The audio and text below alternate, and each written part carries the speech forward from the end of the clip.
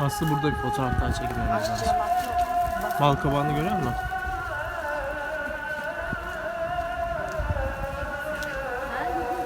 Şu değil mi?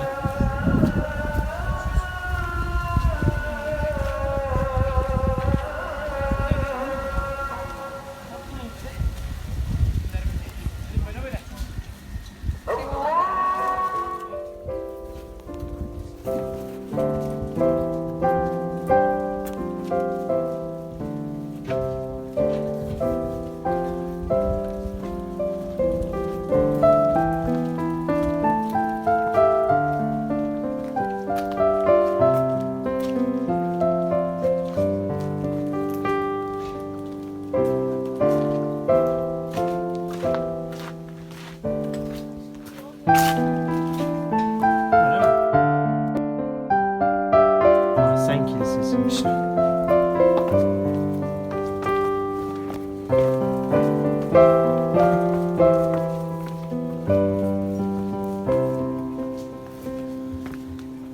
Kolay gelsin.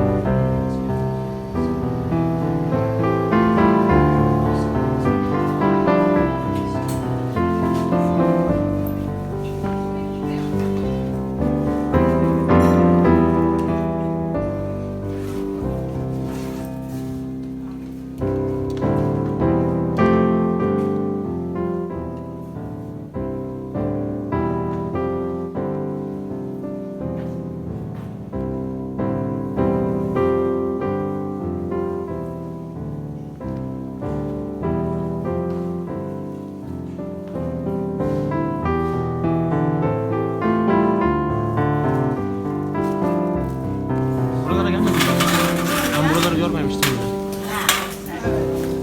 Biz salak gibi.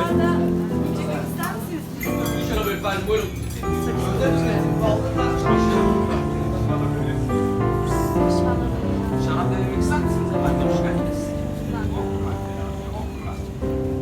Merhabalar, buyurun. Noel krevet dondurmamız var efendim. Hoş geldiniz. Maddeleri falan şundan almıştık. Hepsi aynı zaten. Bir şey fark etmiyor. Kafelerde sağda. Herhangi bir oturursun. Ben var ya burada yaşasam evim o kadar yemin ediyorum. Yemin ediyorum. Şu taraftan Hoş geldiniz. Ev yemeklerimiz neler sunuyoruz efendim? Mantı, keşke, bahçeli dolma. Şuraya geçebilirsin. Bak ileride de güzel yerler var ama sen bilirsin sonra. oralara da bakalım.